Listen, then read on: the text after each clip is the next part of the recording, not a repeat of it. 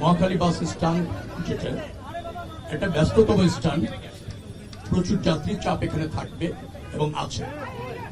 সেখানে এসেছিলাম ঈদ যাত্রায় যাত্রীরা নির্ধারিত ভাড়ায় টিকিট পাচ্ছে কিনা এবং বাস স্টপেজে যাত্রীদের যে সেবাটা নিশ্চিত করা দরকার, যে শৃঙ্খলা থাকা দরকার, সেটা আছে কিনা। তো আমরা, আমার সাথে প্রতিমন্ত্রী মহোদয় আছেন, ঢাকা উত্তর সিটি কর্পোরেশনের প্রশাসক এখানে আছেন। তো আমরা যেটা দেখতে পেরেছি সেটি হচ্ছে যে নির্ধারিত ভাড়ার চেয়ে কোনো কোনো জায়গায় কম ভাড়াও তারা যাত্রী বহন করছে। কমটা খুব বেশি না, 20-30-50 টাকার মতো কম তারা নিচ্ছে, তবে নির্ধারিত ভাড়ার চেয়ে একটা জায়গাও বেশি ভাড়া তারা নিচ্ছে না। যাত্রী চাপ আছে এবং যাত্রীরাও নিরাপদে বাস স্টপেজ থেকে তাদের গন্তব্য দিকে যাত্রা করতে পারছে। শৃঙ্খলার সাথে বাসগুলি আছে এবং যে বাসটাই আসছে যাত্রীরা অপেক্ষা করছে টিকিট কেটে এবং তারা নিয়মিতভাবে এই স্টেশন ছেড়ে যেতে পারছেন।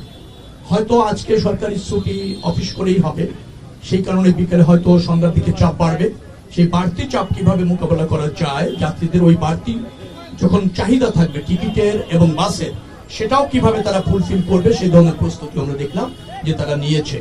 যথেষ্ট সংখ্যক বাস এখানে স্টপেজে রাখা গিয়েছে, যত্রতত্র পার্কিং নাই, শৃঙ্খলাও আছে। আমি মনে করছি যে একটা স্বস্তির নিরাপদ ঈদ যাত্রা এবার আমাদের জনগণ আমাদের বাস স্টপেজ অথবা ধরেন ট্রেন স্টেশন অথবা লঞ্চ স্টেশন থেকে নিশ্চিতভাবে পেতে চলেছে বলে। জি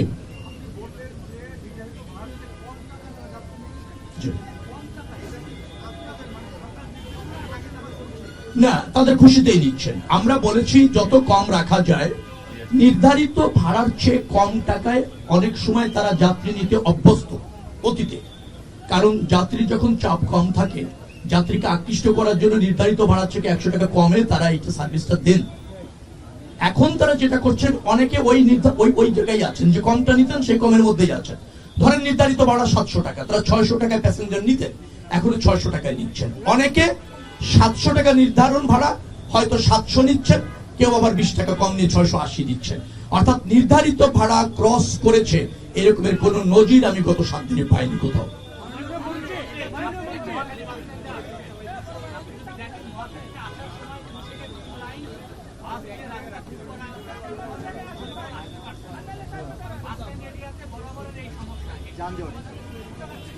সুযোগটা থাকা উচিত, কিন্তু আমাদের কিছু লিমিটেশন, মানে যে হারে যাত্রী এখান থেকে যাবে, বাসের যে সংখ্যা, সবকিছু এই স্টেশনের মধ্যে সব বাসকে পার্কিং করার সুযোগ দেওয়া যাচ্ছে না। পর্যায়ক্রমে ঢুকছে, একটা বাস ছেড়ে যাচ্ছে আরেকটা বাস ঢুকছে, 10টা বাস ছেড়ে যাচ্ছে 10টা বাস ঢুকছে, এখানে কিছুটা বিড়ম্বনা আছে। এখন ধরেন আজকের মধ্যেই তো এটা এই স্টেশন থেকে বড় করা যাচ্ছে না, তারপরও আমি বলেছি শৃঙ্খলা রেখে মেইন রাস্তায় যাতে যান চলাচলটা বাস চলাচলটা অবাধ থাকে ততটুকু শৃঙ্খলা যেন এখানে রাখা হয়, একেবারে স্ট্রাইক যাতে না হয়ে যায়, যান চলাচলটা যেন স্বাভাবিক রাখার চেষ্টা করা হয়। সেভাবেই আমরা 2-3 দিনের মধ্যে এটা ম্যানেজ করার চেষ্টা করছি।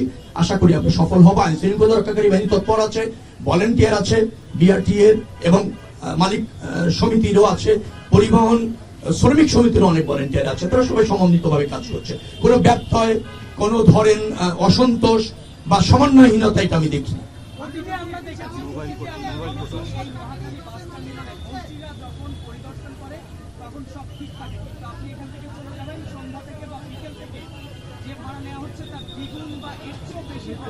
কোনো সম্ভাবনা নেই। আমি আপনাদের কাছে বলছি, নির্ধারিত টাকার চেয়ে 1 টাকা ভাড়া নেওয়ার কোনো সুযোগ নেই। মোবাইল কোর্ট এখানে আছে, এখানে ভিজিলেন্স টিম এখানে আছে, এখানে কন্ট্রোল রুম আছে পুলিশের। যে কোনো যাত্রী কমপ্লেন করলে তাৎক্ষণিক ব্যবস্থা নেওয়া হবে এবং আমরা 24 ঘন্টা তৎপর আছি। 24 ঘন্টা। আমি আপনাকে একটা উদাহরণ দিই। কালকে আমার কাছে মোবাইল একজন মেসেজ পাঠিয়েছেন, রংপুরে তার কাছে 100 টাকা ভাড়া ক্লেম করা হয়েছে বেশি। আমি তাৎক্ষণিক রংপুরের ডিসির সাথে কথা বলেছি, তিনি সেখানে গিয়েছেন, ভিত্তি পাননি কোন অভিযোগে।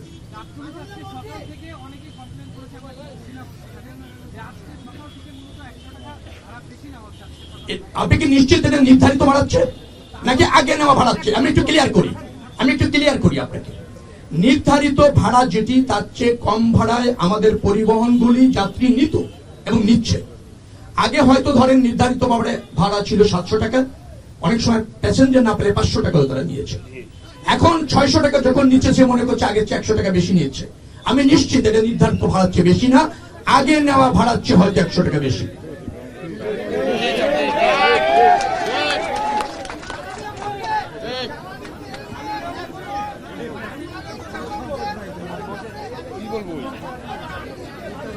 সংকট আন্তর্জাতিক পর্যায় থেকে ব্যবস্থাপনায় আছে, কিন্তু গণপরিবহনে পর্যাপ্ত জ্বালানি নিশ্চিত করা হয়েছে। গণপরিবহনের মালিকরা এখানে আছেন, গতকাল রাত থেকে নিশ্চিত করা হয়েছে গণপরিবহনে পর্যাপ্ত তেল সরবরাহ করা হবে। তেলের দাম বাড়ছে না, তা আমি আগেও আপনাদেরকে জ্ঞাত করেছি, আজকেও বলছি তেলের দাম বাড়ছে না এবং পর্যাপ্ত তেল গণপরিবহনে নিশ্চিত করা হবে। না পাচ্ছে না, মালিকরা এখানে আছে, পাচ্ছে না এরকম বলার কোন সুযোগ নেই। পাওয়া যাচ্ছে, পাচ্ছে তেল পাচ্ছে, পর্যাপ্ত হারে তেল পাচ্ছে,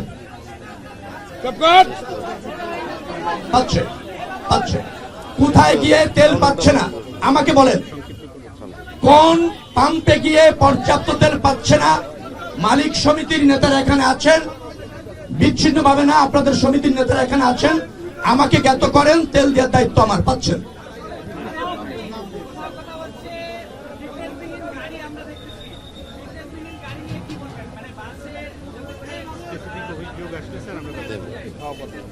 না, কোনটি ফিটনেসবিহীন গাড়ি একটা চিহ্নিত করে আমাকে জানান। ফিটনেসবিহীন গাড়ি চলা আমরা সম্পূর্ণভাবে নিষিদ্ধ এবং নিরুৎসাহিত করছি, কন্ট্রোল করছি, আমাদের মনিটরিং টিম দেখছে।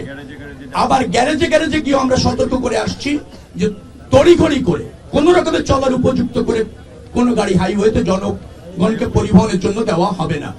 অতএব হাইওয়ে পুলিশ এখানে তৎপর আছে, এখানে ধরেন মনিটরিং টিম আছে, সবাই কাজ করছে।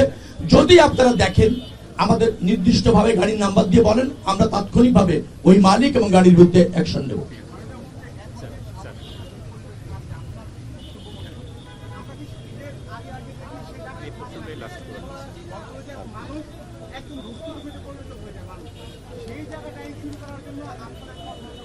আমাদের তৎপরতা রয়েছে, আমরা অ্যাক্টিভ আছি, আমাদের সর্বশক্তি প্রয়োগ করেছি।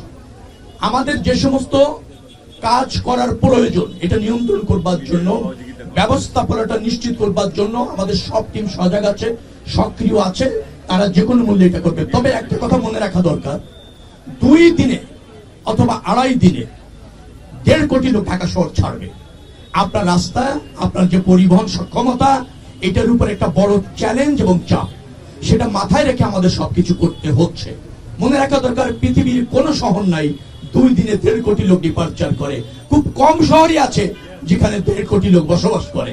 তো এইরকম একটা উৎসব আমরা গ্রামে গিয়ে উদযাপন করতে জাতি হিসেবে অভ্যস্ত, সেখানে বাড়তি চাপ থাকে, কিন্তু তার মধ্যে মনে রাখবেন আনন্দও থাকে বাড়ি যাওয়ার। আমরা এই সব কটাকে সমন্বয় করতে চাই, সক্ষমতার শতভাগ দিয়ে যাত্রী সেবাটা নিশ্চিত করতে চাই। ধন্যবাদ সবাইকে। মিডিয়া সহযোগিতা চাই, মিডিয়া।